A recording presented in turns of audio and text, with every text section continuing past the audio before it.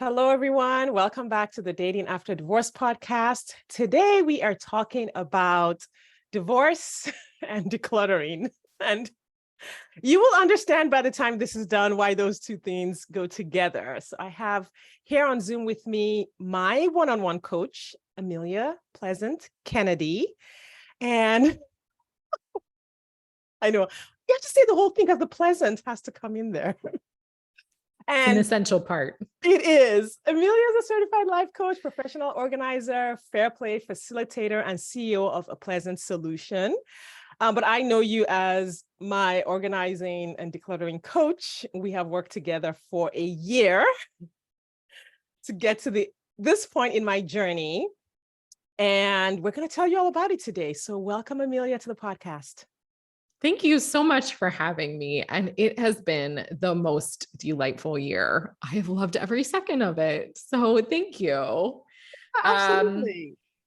I am a decluttering coach. I'm an organizer. And I really feel like there's an internal component to the external clutter that shows up in our lives. And I can't wait to talk about that journey and that process with you. Yeah, amazing. We knew each other prior to being together in our feminist cohort, but then I think that was the first time we actually connected on a connect call. But we'd been in the same coach circles, same coach certification, and we had the connect call, and I was like, as you talked about the work that you did, it was like something that I had always known that I needed, but like you articulated it so clearly. And I was like, oh yeah, I've got to work with you. 100%. I still remember that moment. I was like, yep, this wasn't in my budget, but I have to do this. So for listeners, just to give you guys context for that moment with me, because a lot of what we're going to talk about today is really my journey through decluttering and how it really was a healing journey, a continuation of my own healing from divorce and my own healing from my childhood experiences.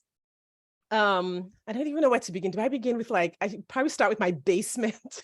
But actually, I'll go back a little bit further. I think my whole life, there had always been this cycle.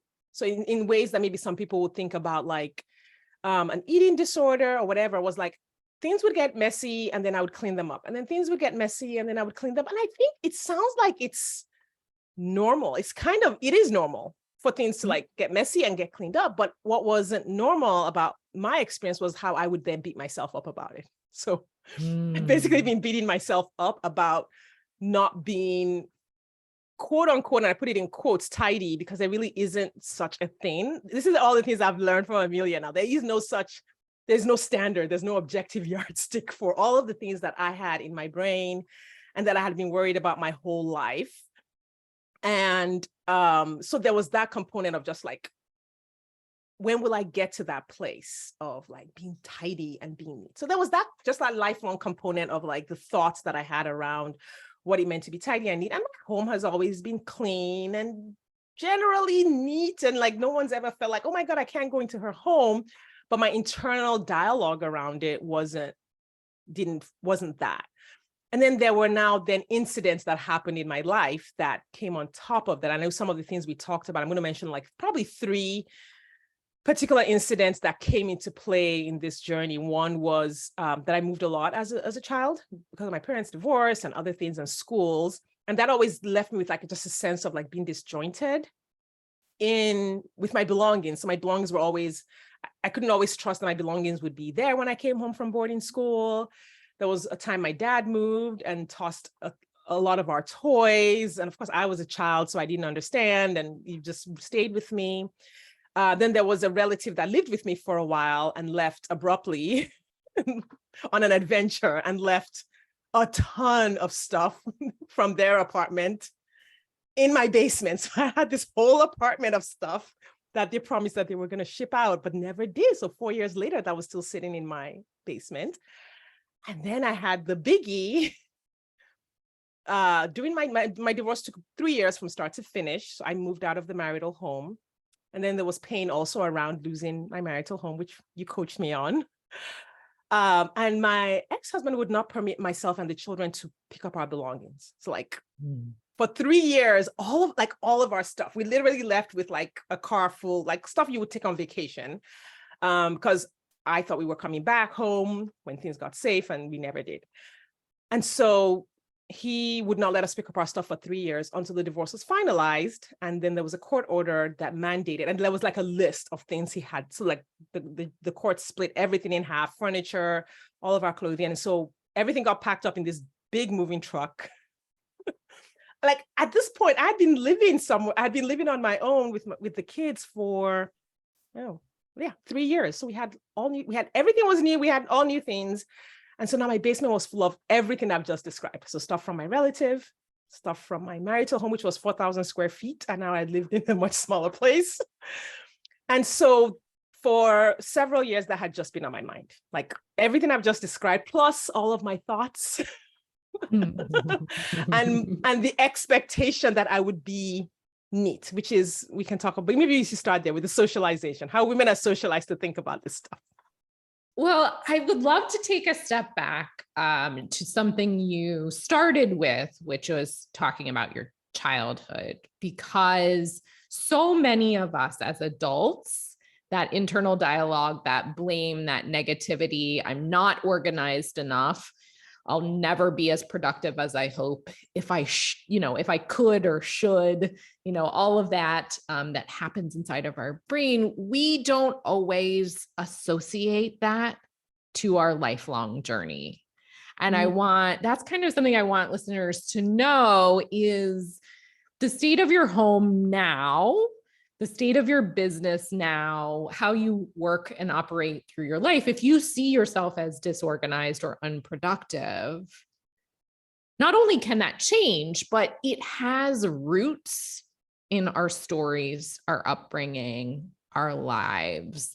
And whether it's moving or the childhood home or just the environment that you grew up in, all of those are impactful moments that kind of compound together to create our current reality of how we think we run our homes and work and show up as parents or partners. So yeah, that childhood story, I mean, and inheriting clutter and all of that, it's all intertwined. 100%. And I know I had the thought I'm not organized. I mean, I didn't have it in like, it wasn't like it wasn't completely black, like, oh, I'm 100% not organized, but I didn't pay any attention to the parts where I was organized. And that was something you really called my attention to over and over, because I kept forgetting. You'd be like, well, I think you're more organized than you think. And then very early, I think the first 6 months, you would like say, okay, so what are you doing in this area and in this area and in this area? And I'm like, oh, well, yeah, I guess I am pretty organized. But it was like that, I guess you could say Instagram home. And not just because there are parts of my home that are Instagram-like. They're like, there's always parts that are like always, what do you call it, visitor ready. But then I wouldn't pay attention to those parts. It was always the parts that were like not Instagram worthy that I was thinking about. And that's so normal and natural. I know that you tell your audience, like, the red flags are really obvious when you're looking for a partner or when you're dating, right? But we want to point our brain towards the green flags, the things that are really good about someone and the things that are working. But it's a conscious shift that you have to make to look for the ways in which you're organized or productive, or just that things are working in your life, for sure. Yeah. Another thought that really shifted from, I think this was one of the biggest releases, was not making meaning out of where an object was. Oh my gosh, that was a huge breakthrough. Yes. There were often times where, we live life. Mess occurs, objects get out of place. The kitchen will always, need cleaning at the end of the day. And what I noticed was you were thinking that it should be different. And we had to kind of unpack and untangle, well, have you actually done the work to tidy up at the end of the day? Well, no, not yet. And we kind of jumped to that conclusion of like, we're going to reach a destination one day when the laundry will be done forever. Yes. Right? But that's not true. It's not possible. We are living our lives day to day, but it's natural for us to think that objects should be put away or things should be more tidy, or that if we just clean it up and get it perfect, that it'll stay that way. That's also a myth. Yes. Well, that was the myth that I've been trying to bring into reality like my whole life. I was like, I had the everything everywhere all at once syndrome. I love that movie, by the way, like easily my favorite movie in the last 5 years. I wanted it all to have already been done. Mm-hmm. Like, it didn't matter if I just had a meal or I just had a cup of coffee at my desk and I put it on my desk and kept working. I wanted the cup of coffee to somehow this is all my thinking. Listeners, this was not conscious thinking, okay? Just so you know. But then I would be frustrated if I got up and went somewhere, I came back, and then the cup of coffee was still there, thinking, well, it should already have been taken down and put in the sink. Like, already, not just that I should do it now, but I should already have done it. And that just created so much suffering. But you're not alone in that regard, because what I like to call them are micro decisions or micro moments where you set the coffee cup down rather than following all the way through and taking it to the kitchen. And that actually creates clutter. Every micro moment where we don't return things to where they belong or their home. And then naturally we come back later and we're like, wait, I can't find my car keys, or why is the mug not taken downstairs? It's simultaneously the unconscious choice to place something on the closest surface, totally normal and natural, and then the tendency to come back later and be like, wait, things aren't exactly where they should be, because our brain loves predictability and consistency, but we actually have to create that through our habits on a daily basis, yes. But we're not aware of that. Yeah. And I had the other thought too, when you talk about habits, like I should already have learned this, which is fascinating because that was what I was told as a kid. So like there was no moment in which someone said, okay, I'm going to teach you how to do this. But then there was always the expectation that I should know how to do it. So it was always criticism on the back end. Like, why haven't you done, I don't remember, why haven't you done your laundry or whatever? Or why didn't you put these clothes away? Or why didn't you do the dishes? But there was no instruction on like, hey, before I come back from work, do these things. It was always like, why didn't you do it? And I think that tape just kept playing in my head like my whole life. And I think when I came to coaching with you, I wanted to fix that. I wanted to get the habit.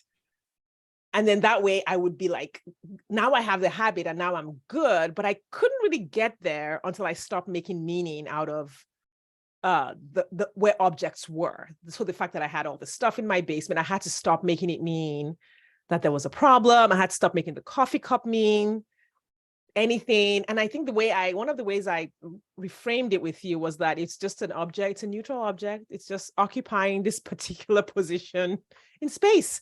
It doesn't mean anything about me. And I think the more I had made things about me for a really long time, like if something was somewhere, my character or my person or my identity was attached to it. And that's where you get into the socialization and standards and expectations, especially that we discovered and discussed in our feminist coaching certification. We forget to look at the way in which we're raised, the messages that we receive in our community, from our family, from social media, about what it means to keep a tidy home or be organized or be productive. And we think that we should know and have these skills, but they're actually transferable. You can learn them and they can be taught to you. And if they're not, you can not have them, right? Be at a disadvantage. And that's not a problem. It's just an area for growth that you can go out and explore and learn with support, for sure. Yeah. And the skills are not And I think this helped me a lot when you told me, like, these skills are not common skills. You were like, I'm a professional organizer. Like, I have gone to learn these things. I have gone to learn a way of thinking and a way of seeing spaces and objects and where things need to be in space to look a certain way. You were like, so you explained to, like, you had this whole education, and I was expecting myself to wake up every day with what you have gone to acquire. And so many of us, we think that it should be inherent, right? We think that we should know how to organize and keep a space tidy. And especially if you're living with a neurodiverse brain, those things might not come straightforward, easy as pie to you. And also, we all have our own ways of organizing and creating systems. And that's what we did together. You figured out what made sense for your life and for your home, and created a whole kind of to-do list for yourself that you steadily work through with my support on decluttering and creating space. It was profound, y'all. She did some serious work. It was work. I didn't realize how much work it was going to be. I didn't realize how deep. I knew looking around, like, things weren't where I wanted them to be, but I didn't realize how deep in my person and in my thinking. But, our thoughts create our results, right? So there were decisions that I had just put off for a really long time. What to do about my relative stuff, what to do about the stuff that, my ex, finally gave to me, what to do about my kids' books. I had all these books from forever, my kids' clothes from when, I just put off all the decisions. Like, I was just like, the decisions felt really, really big. And of course, I was in the middle of dating and getting married again. And I was in the middle of building a business and starting a podcast and social media and coaching clients. So there were a lot of reasons why I guess chose to put off those decisions. But I think when we started digging into it, I was like, oh, well, this makes sense. Like, where I'm starting from makes sense. And I remember when I just started from the top. I started with the upper floor of the home. I went like, okay, decisions about my bedroom and my jewelry. And I think it was interesting, the big things weren't too bad. It was the little things. It was like my jewelry. And then, okay, let's organize this. And it was like, oh my God, because there was tiny little things on my junk drawer. Those were the things that like freaked me out. I'm curious if you can bring to mind what emotion you were able to shift into that allowed you to make those decisions. Because most people think they can jump right to the decision making and like, oh, I just need to make decisions, and they'll set up a 3-hour marathon organizing session and then get overly exhausted because making decisions is hard. But you actually need a particular kind of set of emotions or emotional space to be in to make those decisions. Yeah. We definitely work together to make some decisions ahead of time. Like, if I said, okay, I'm decluttering this space, I think one of the questions you would ask was like, what are the categories? Right. And I remember that with like the smaller items in my bedroom I didn't know what the categories were. That was the thing, because I hadn't even looked at stuff in a long time. So the first thing I did when I did that was, so I guess you could say the emotion at that point was maybe a little bit of space, or maybe capable or adequate. Whereas like, what was like, okay, I can take the first step of deciding what the categories are going to be, so that when I look through everything in this bin or in this box or everything on the shelf, everything is going to go into these 4 categories: discard, keep, give, and so making the decision about where everything was going to go was like the big decision that made the way for all the other decisions.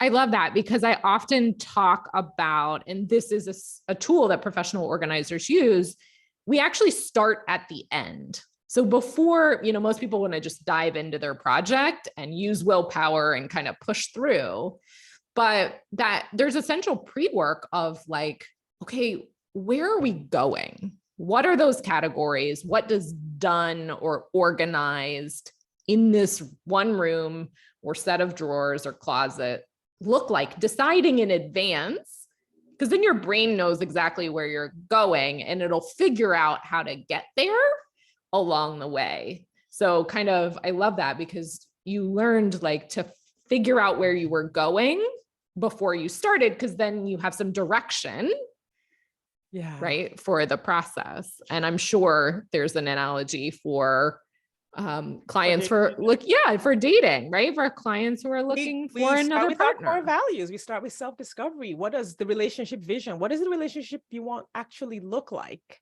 And then that way we know who to say no to along the way, who to say yes to, who to say, okay, I'll consider, and that's important. That's the biggest time waster in dating, is not having that clarity. Yeah. So I love that. There's pre-work with clutter and organization as well, and some emotional processing that can happen along the way. Yeah, and I know we watch on TV, we watch the home makeovers where the organizers come in and do all the things, but I really appreciated doing it this way, where you just coached me and then I went to do it. I mean, there were a few sessions where we did like a walkthrough where you would look at things and then give me some ideas or tell me like what to do. But for the most part, it was real. And I think I knew that this was about me. This was about how I wanted to see the world. I know I'm not minimalist yet. I'm not even minimalish. I think that's also a word where you're like, but that was my end goal. But in order to even get halfway there, I had to get to the place where I was like, I wanted to feel like I knew what I owned. I wanted to know what all the objects were that were in my home. And I wanted to be able to find them. I wanted to be able to say, this item is in this place and I can go straight to it, which that is really what we've accomplished. That's where I am right now. And I discovered something about my own brain, which is I like to be able to see things. So I don't like closed closets. I don't like cupboards. Like something about that is like, I don't like it. Yeah, that's a huge discovery. And that's an important aspect of this work, is not necessarily taking what you see on Instagram and Pinterest as the way to be, but to figure out your own way of operating within your own home, within your own space. And that's such a brilliant awareness, because you're creating the system for organization within your home. And so the ability to maintain it and go back to it will make sense to you, rather than someone from the outside. And I love professional organizers dearly, but when someone else does it for you, then you still have to learn to maintain, right? It's a finished product, but that inner work or the skills of knowing what goes where and why, with coaching, you figure that part out. Yeah. And the why. And I have very good reasons right now, even though some things in my home are not where another person might, like my shoes are not in my bedroom and they're not in the shoe closet. Like I have a couple of shoes in the shoe closet downstairs, in the coat closet downstairs, but I have my shoes now in clear boxes in the hallway. But I was like, this makes sense to me. This works for me. Like something about, it's the hallway, not the downstairs hallway, the upstairs hallway outside my bedroom just makes sense. And I don't even know that I could explain it, but first of all, I can see every shoe.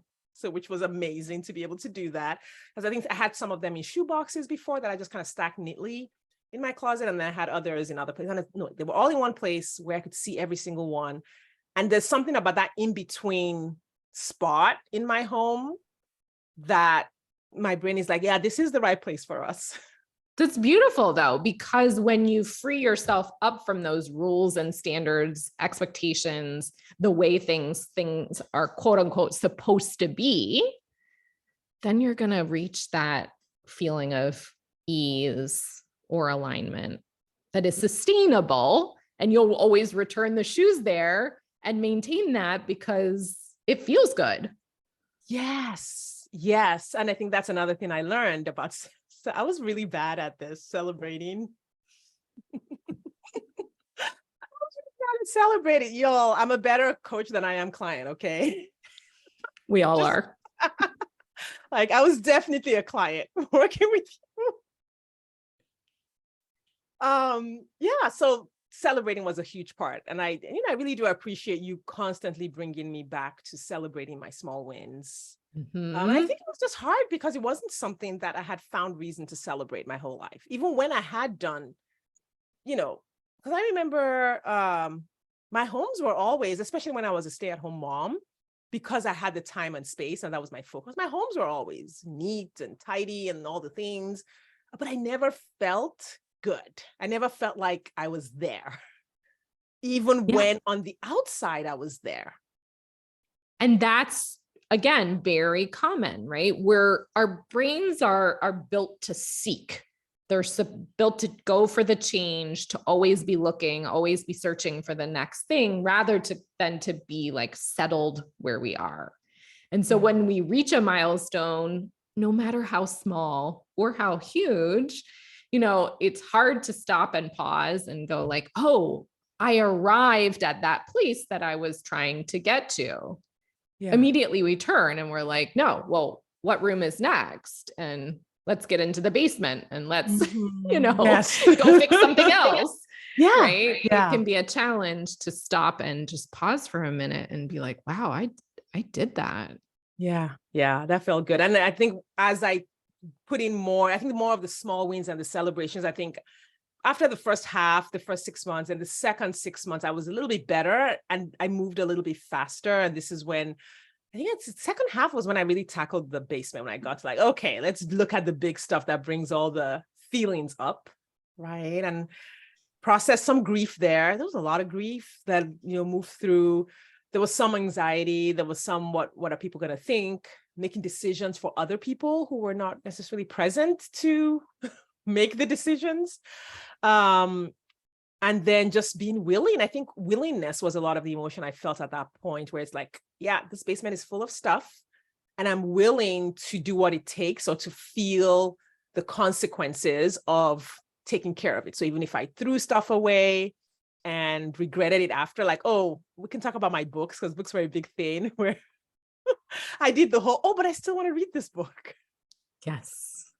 Yes. And I remember, this has definitely stuck with me, was you said, well, could I trust myself to get the book again? Could I trust myself to have the resources to purchase the book again if I wanted to? Right. And I think that applied to a lot of different items. Yes, because, for example, books, journals, photos, all of those things, going through that process, if you're a scrapbooker and you want to reach a destination, all of those things take time. And we forget that we actually have to choose to consciously sit down and do the scrapbooking or digitize the photos or read the books or whatever it might be.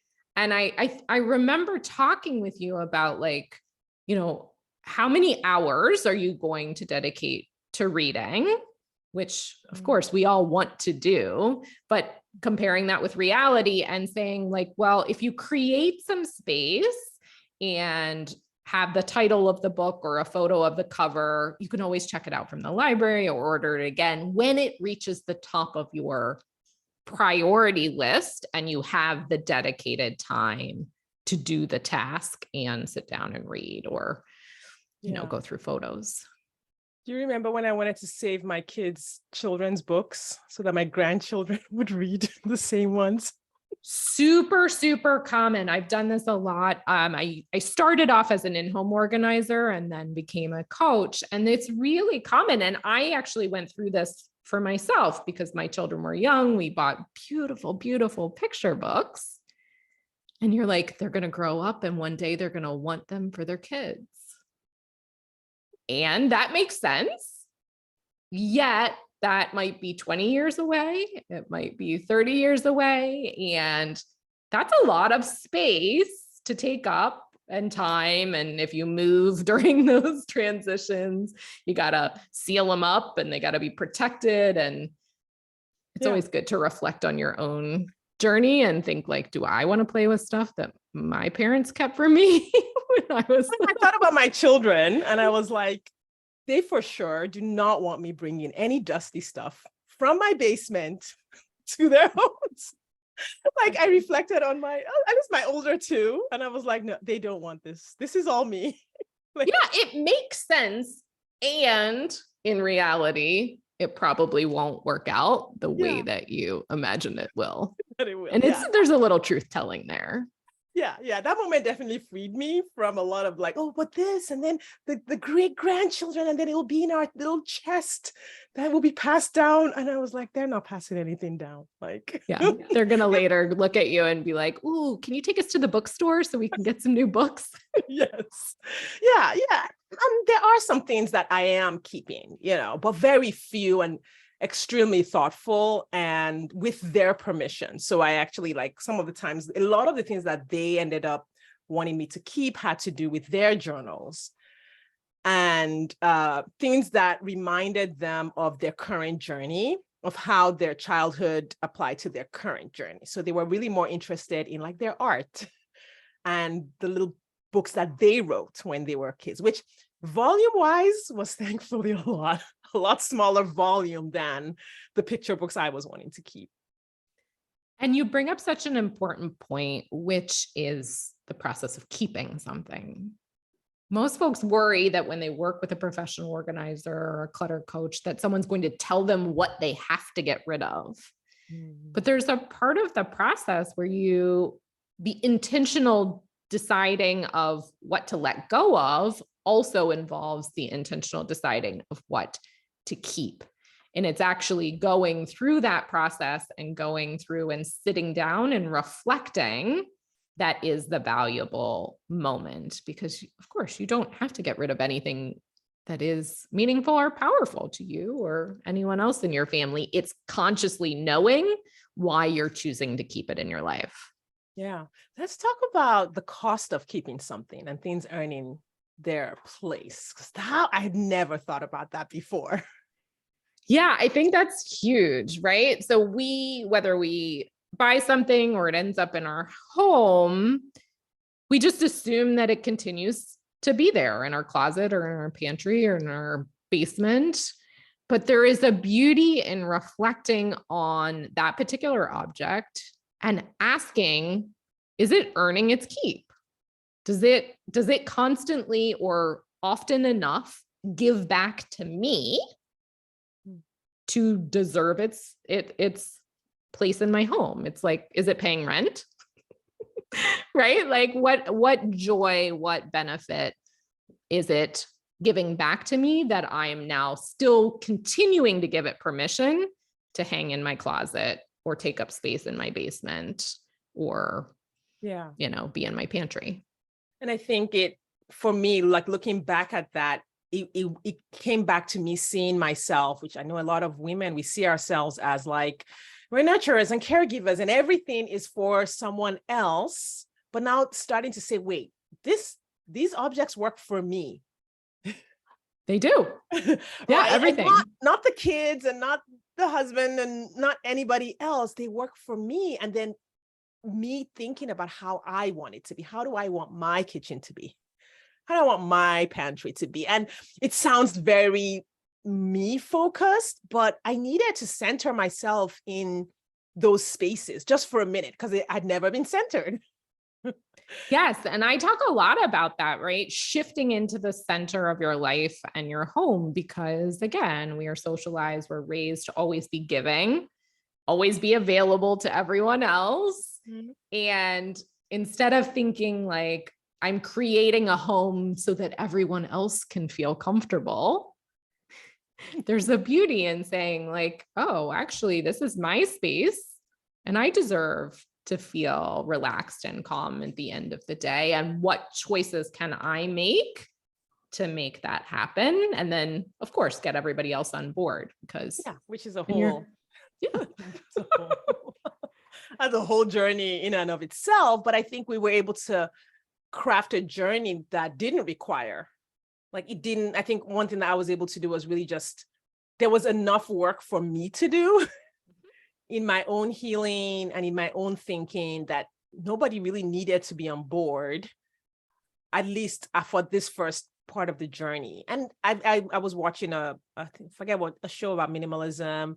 And there are some families who have actually been able to create a minimalism for the parents while letting the children like keep all their toys. And so there's ways to be like fluid and flexible in thinking about, I'm centering myself, but I can also then just let other people be who they are and just have like these not even just physical boundaries, but mental boundaries where there's some things I don't even look at.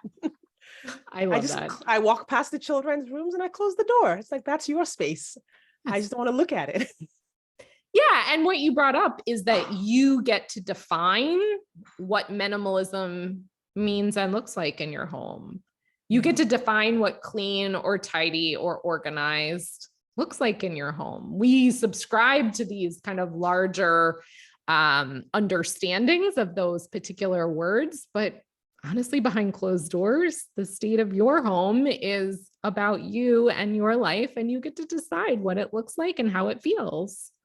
Yeah. And I can definitely say mine feels like home. It feels so much, it feels like me. It feels like, oh, it reflects, not necessarily reflecting me and my identity, but reflecting choices. Like I can see, oh, this space looks like this, and this is how I've made choices for this. And I like feels good versus when I started working with you, where it was like, it was like walking into a space, you know how like light waves bounce back? So literally it was like I walk into a space and every object, wherever it was sending me messages. And my brain was just like, well, this shouldn't be here and that shouldn't be here. And I need to decide about that. And, you know, when are you going to get to that? And, but like now there isn't that anymore. So whether something's out of place in that moment, it's like, oh, that's out of place and that's neutral. Or everything's in place, which a lot of the spaces now are just really free of, I've just made so many decisions. Yeah. The visual clutter is gone. It's gone. And it's just like, oh yeah, I know exactly where everything is. Everything's exactly as I would like it. And, you know, or if I need to fix something, so let's say the dog, as she does, will chew up her toy and then there are pieces everywhere. It's like, oh, that will only take me, you know, 2 minutes to sweep that up, which I think we did talk about time too. Yes, because that's what happens, right? A project grows in size in our minds. The more we avoid it, we become overwhelmed. But when we get honest and truthful with ourselves and set a timer, right? I'm going to work on this for 30 minutes or an hour, a reasonable amount of time. It's that mindset of small wins, small progress, that then we can internalize, and it reinforces like, oh yeah, I can do this. I have the skills, you know, I can figure this out. That really makes a difference.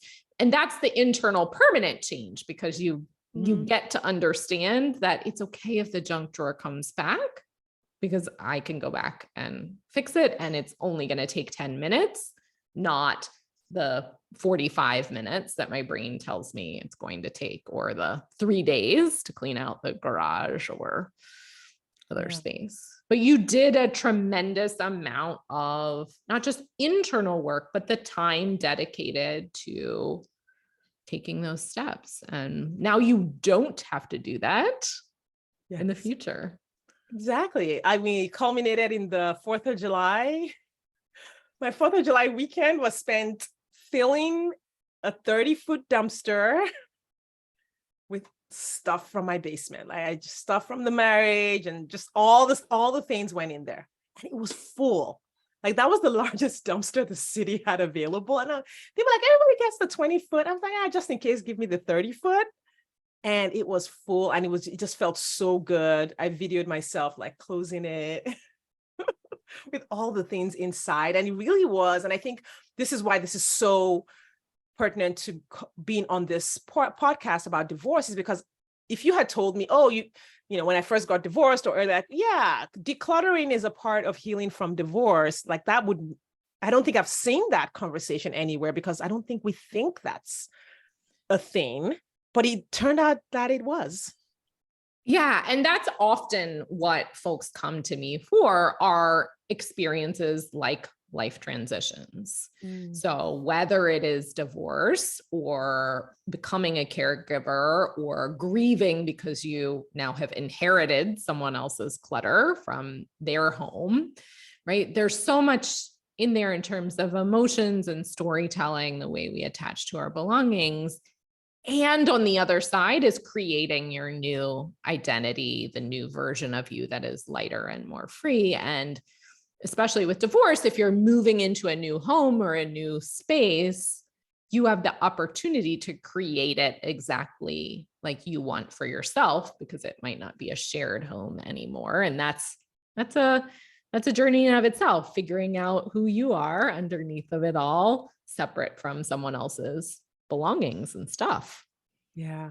Yeah. And someone else is thinking, rules that we've come with about how to set up the home.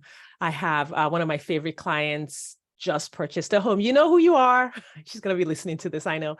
She just purchased her home after her divorce. And one of the things she said was, no one can tell me what color to paint the walls. And she's just so tickled and delighted about that, because, you know, her first marriage was a completely different story about making those choices. So, you know, so for anyone listening, I would say consider whether, you know, clutter or belongings or, you know, your home still holds stories or suffering from divorce or from a life transition, from someone who passed away or childhood or whatever. Who knows? Like, these things come together in like really, I guess, really strange ways. Yeah. And I'm curious if you're willing to speak for a moment or two. You mentioned at the very beginning, kind of mourning the loss of your marital home. Oh, I think yeah. that that's just very valuable, maybe for your audience to know that that is normal. Yeah. And I think that was one of the reasons I didn't declutter for years. All the stuff that came out of that home was because going and interacting with those objects represented a major loss. So literally walking through and saying, okay, I need to, you know, decide whether I'm keeping this set of bunk beds or not. Am I going to give it away or sell it or whatever, meant remembering that I had separated from my ex, not with the intention of getting a divorce, but with the intention of saying, hey, let's work on this. And he had said, yeah, let's work on it. And then filed for a divorce. And, you know, that home represented my work and my savings and where my children had thought they would grow up and all, you know, all of those things. So all of the moments leading up to that, I'll talk about this part because this was especially painful. At the time, we had moved into that home. We'd only been in that home for a few months. So that was the 4,000 square foot, had 7 bedrooms, 5 bathrooms. It was like, okay, everybody's dream home. But we hadn't sold our old home. So that it was on the market. I think we had just signed a contract.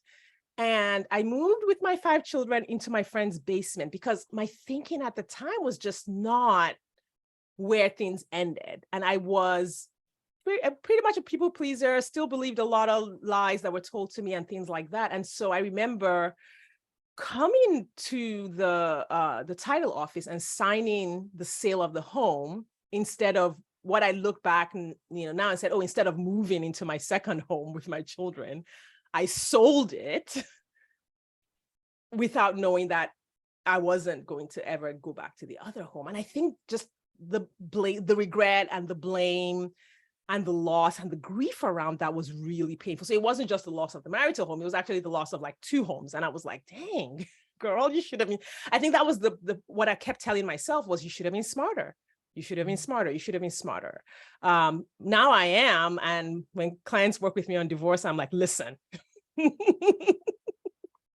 do all the things that I didn't do. But I think that was it was just, the grief was bigger than it would have looked on the outside. Like a lot of people, it's like, oh yeah, I just got a divorce, blah, blah, blah. No, there was a lot there. Yeah, that internal soundtrack will get you every time. Oh yeah, yeah. And I think once we untangled that and I released the regret and came into acceptance and compassion, I had to find the compassion for the me who was just, I was just so tied up in caring for my kids, and I wanted to make sure they were okay, and I wanted to make sure they were safe, which is one of the reasons I had left, was because they weren't safe. It really wasn't even about me necessarily. They weren't safe in that moment. And she was doing the best that she could, and she did the right thing. Yes. You know, she really did do the right thing for the humans involved. Oh, what a And gift. yeah, I can give her that credit now. Love it. Yeah. Oh, Amelia, thank you. I really appreciate the work you do. I appreciate your patience in our coaching sessions and just your ability to hold space and your ability to validate my thinking and validate your belief in me and my ability to do anything that I set myself to. So I wanted to just share this breakthrough, this year-long breakthrough with my audience, because I know there's someone out here listening, going through similar things that I went through and thinking about clutter or dealing with clutter. So it's been my privilege to introduce you to the audience and have you help me share my story. oh, it's been an absolute honor. And for the listeners out there, even if you don't decide to get a dumpster, you can start sort of one decision, one drawer, one area at a time. And I encourage you to do that. But you shared with me something towards the end of our coaching sessions, which is that you wouldn't have been able to fill that dumpster at the beginning of our year together. So I just want to highlight the work and the effort and the patience and compassion that you showed yourself for untangling all of those stories over the course of our time together. And then when it happened, like what happened? Oh my God, it was magical. It was just like, I just kept taking pictures of the dumpster. I have pictures of the dumpster from like every angle, like from the top of the house. So you can see it from the top, like. You were so proud. And I was so proud because, and I think I said to you, you'll reach a point where you're just going to walk through your home and scan and look at everything and go, could that go in the dumpster? Yeah, I did. It was towards the end because there was just so much stuff, but I did get to that point where I was just like, what else can go? There's still like half a foot of space and I'm allowed to fill it all the way up to the brim. What else can go in there? I did get to that point. It was so good. It was so good. So if you believe that it's not possible for you, Sade, you are an amazing example. Oh, for sure. I should have been voted least likely to fill a dumpster with her stuff, for sure. Like nothing at the beginning of this journey indicated where I would have gotten to. Nope. So thank you. Please tell the listeners if they want to work with you or even have a conversation. I will, first of all, just plug your newsletter.